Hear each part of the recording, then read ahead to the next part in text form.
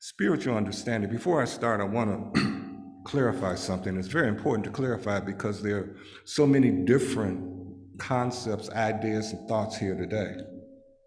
Spiritual understanding is not some magical potion. It's not something that you can use, wave your hand, and change your life. It's nothing like that at all. It doesn't matter your practice. It doesn't matter your belief. You still move into spiritual understanding when you seek answers. So feel good about it, no matter what, but realize it is not magic. Everybody's still here. Okay, good. That not magic stuff sometimes, people are looking for magic. How can I make it work? How can it work in my life? It has no rules. Spiritual understanding has no rules, which makes it a wonderful experience for whatever you believe. See, there are no entrance restrictions. There's no entrance exam, none of that. And the wonderful part about it is that it is innate.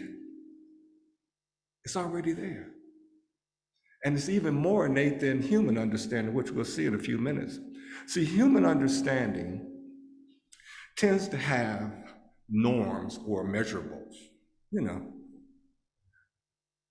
They're usually determined by what? Certificates, degrees, certifications, all of it given to us by someone who's been determined that they have the power to determine whether we understand.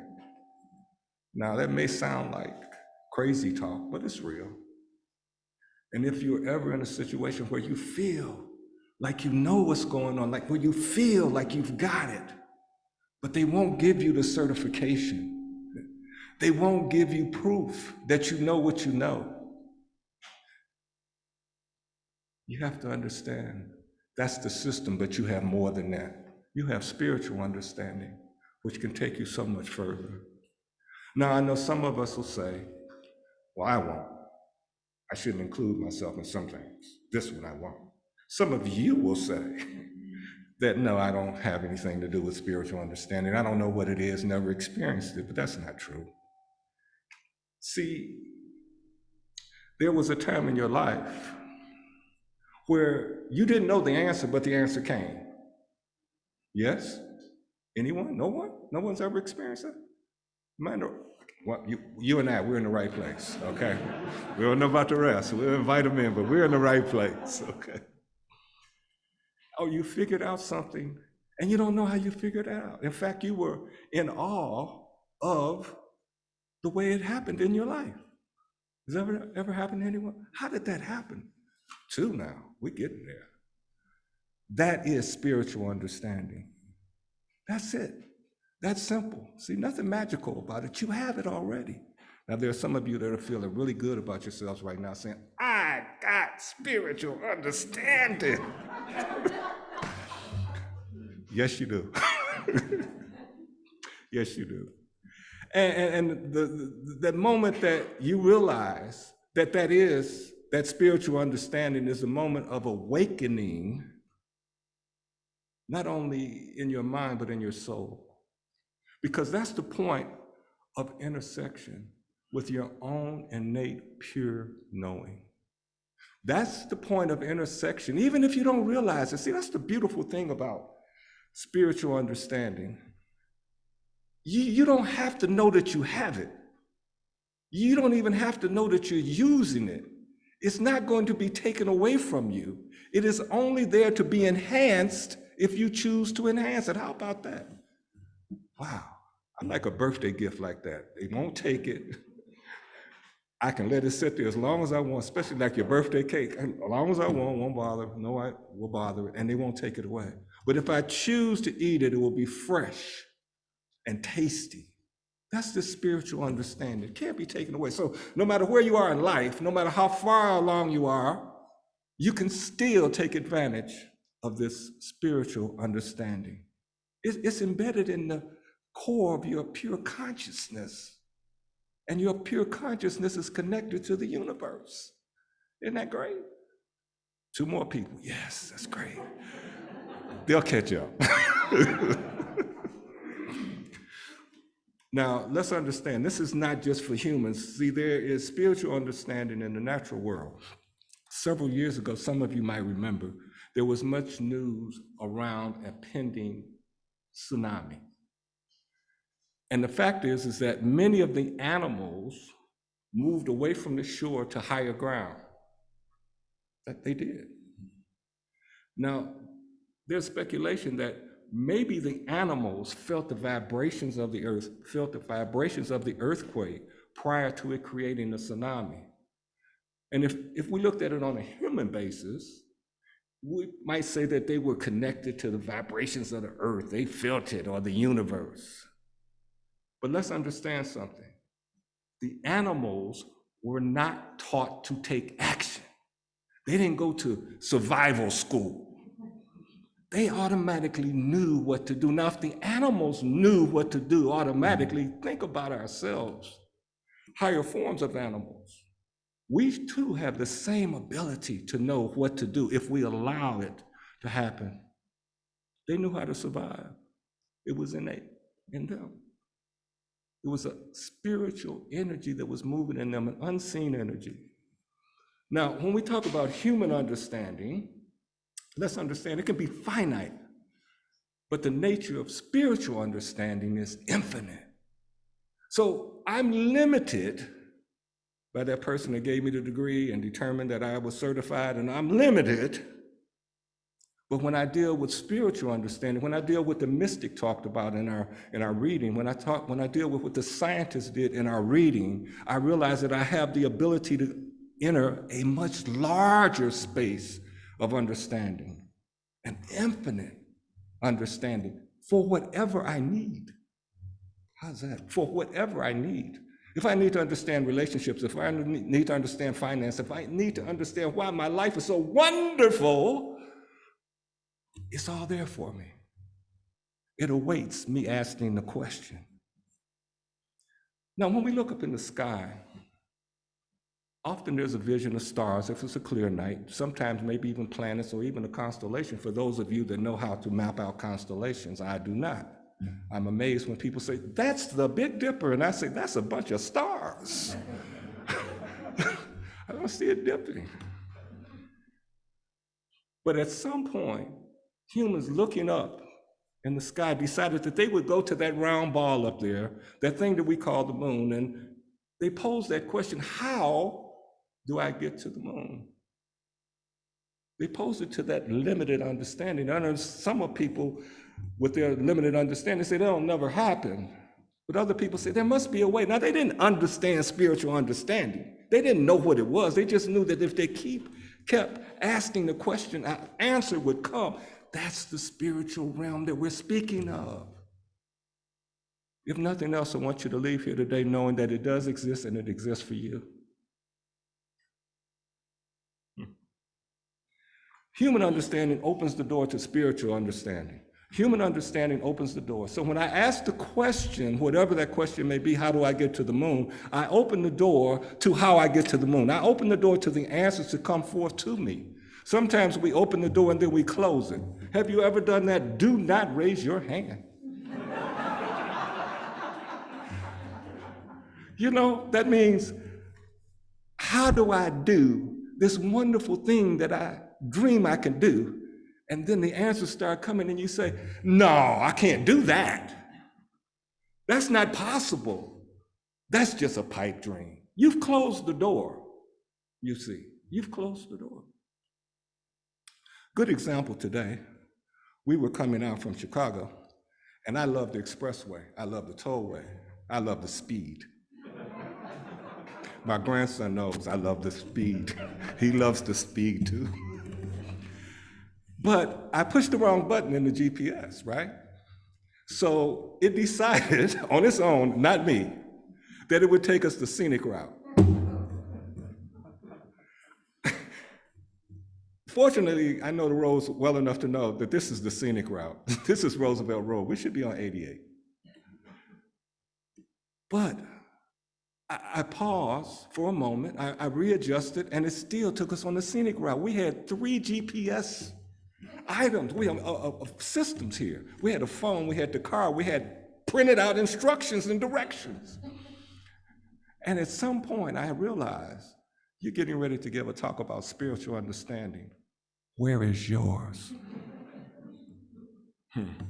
So I proceeded on, I started smiling and laughing and remembering the last time we came out and we had a GPS that told us it was gonna take us 2 days to get here and it took 2 days to get back. So, it was like, okay, so it's good. So you have to open, you have to be receptive to the energy that's coming to you. It doesn't mean that you do everything because some of the stuff might be impossible for you to do. But there's something in there in those answers that you've received that will allow you to achieve what you want to achieve. Don't close the door. Don't close the door because it doesn't look good, doesn't sound good, doesn't smell good, it's not the right color. Leave the door open and see what comes after that. I don't like orange. Maybe blue is coming. Let it come. It's infinite, you see. For the people that are willing to enter, that are willing to explore, that are willing to receive, the answers begin to come. But know this, that with each answer, another question comes. That's how they got to the moon. That's how the telescope, James Webb Telescope, was launched, because more questions were asked and more answers came. But let's understand something. This infinite circle of question, answer, you have to expect an answer. So often, folks will ask the question saying, I know you're not going to answer me, God, or I know you're not going to answer me, Spirit, or I know you're not going to answer me, Universe. I know I'm doing a stupid thing asking you this, but they say ask, so I'm doing it. Wow. If you had a child that said that to you, say, I want a bike, but I know you're not going to give it to me. I know you're not going to get it, but I was told to ask anyway. You would stand there until they got through and say, you're right. Right. But understand this, too, know this, too, that once we as human beings reach our goal, there's always more that we want, but there's always more understanding to get. So when we get to the moon, or when we got to the moon, they looked out and said, wait a minute, there's Mars, that's pretty close. Let's try that one. And they finally got to the James Webb Telescope, which is looking back into the beginning of the universe. All because questions were answered. Now, no one possibly knew, because these are scientists, and they say, there's no God, there's no, that's stuff. That's not how it works. And we say, okay, it's all right. That's what you believe, that's good. We hope God keeps working in your life. You don't have to believe it. But they kept asking questions because that's the way it works. And they were connected to this spiritual understanding, even though they didn't identify it, and they kept getting answers, and finally the James Webb Telescope was launched. And Gregory Robinson stood back and said, wow, we did it. Yeah. Howard graduate, by the way. Just, you know, I have one in my family. Anything that seems insurmountable, spiritual understanding can provide us with answers. Understand, know this, I'm not saying that it will give you the solution. It will give you the answer, and many times the answer takes you to a solution. I like an example of that. Very simple. I need, whatever it is, you know, we all have needs. No, I'm out in Geneva, you guys don't have needs, right? We all have needs, and so I need whatever it is that I need. And I think it's a car, or I think it's a house, or I think it's my health, or I think it's a finance, or I think it's a relationship, whatever it is, I think it is. Once I put that out in the universe, I need to be in expectation of an answer. And then I need to be receptive of an answer. I always don't want to receive the answer that I get. It's not always what I want, you see. But it's always what's best for me if I allow it to become best for me. I did not want to go down Roosevelt Road. I didn't want it. I got on the expressway, got off the expressway, we turned on another GPS, and we ended up on North Avenue. Much better. much better. Less lights. But then someone got arrested behind us. The police pulled them over. I saw it. And the little voice said, "There's a red camera light up above." And I passed by the police and I said, "But you missed the cops, you know." Much better. So again, it was adjusting to, I wanted the expressway, but there was something moving me in another direction, and it still gave me better than Roosevelt Road, you see? It still gave me better than what I thought I had, but I stayed with it. Just a little something. Now I'm gonna break your hearts. No, I'm in the right place for this. Spiritual understanding is not religion. I know I'm in the right place for that.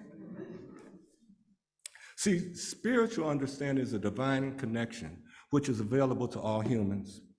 It is that conscious or unconscious point of intersection with your own innate pure knowing that is embedded in the core of pure consciousness.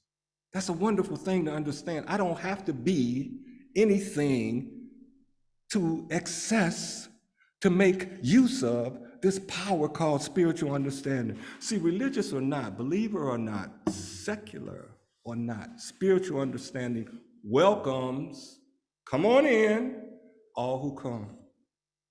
There are no favorites. Well, I'm a fill in the blank. That's why God loves me. Not so. There's no need for it to discriminate because it's open and welcoming all that come. There's no need to hold itself away from anybody or from anything. No reason for the seeker to think that maybe I'm not going to get it. Because this pure consciousness is our spiritual essence, is our spiritual nature. Because this pure consciousness is our spiritual essence, is our spiritual nature. Conscious or unconscious, aware or unaware, this divine tool. You ready for the good part? We got 3 people still awake. Let's see. The good part is already a part of us. Wow. Already there. Yeah, you don't have to do anything. You can do things. You can do a rain dance. You can do crossing. You can do meditating. You can do whatever you might want to do, but it's already there. Understand that it's already there. So you're not bringing God's spiritual understanding into you. You're opening it up to allow it to expand and do things in your life that you desire. So you're saying, I know. I've seen your kind before. That's not part of this. This is really, I've seen your kind before. Okay, I accept that I already have it. You know, you're kind of skeptics, right? I already have it. I accept that it's a dynamic tool. But can you tell me, can you show me how to use it? Yeah. How can I use it in my life? Well, actually, I wouldn't pose the question unless I knew the answer, correct? That's what you do. First, you must know that you have to ask the question, and then you have to be prepared to receive the answer. Those are 2 things. You have to ask the question. I know in scripture somewhere it says, God already knows what I need before I need it. True. But without asking, does God know if you want it? There's a saying, and it was said earlier with what you did, with the reading that you did with the rivers, actually, how the rivers come together from all different angles to flow into the same spot. And it's a saying that there are various paths to the same destination. I should know that, right? Today's readings gave us 2 wonderful examples of that. 2 methods. 2 methods. One is to go within and seek answers. The second is to use contemplation to receive answers. Both methods had this in common. They had expectation of results as part of their practice. They expected something to happen when they did it, the scientist, right, and the mystic. They both coupled acceptance with their expectations. I accept it. I expect it to happen. I expect it to come to me, and I accept that it will. And their advice to the religious man was very similar. We are all a part of something larger, a part of the interdependence of all existence. Asking the question with expectation and acceptance of an answer are steps for the conscious intersection with the pure knowing embedded in the core of spiritual understanding.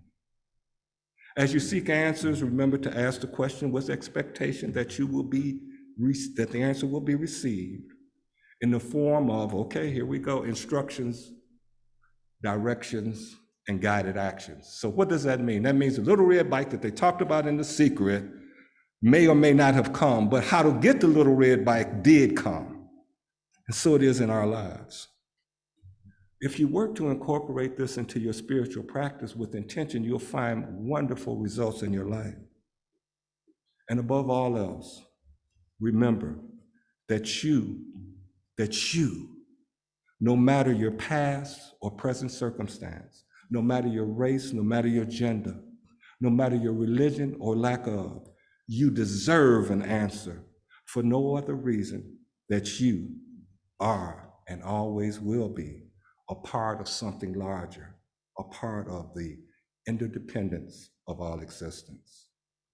Hold that as your truth, and that truth will hold you. Namaste.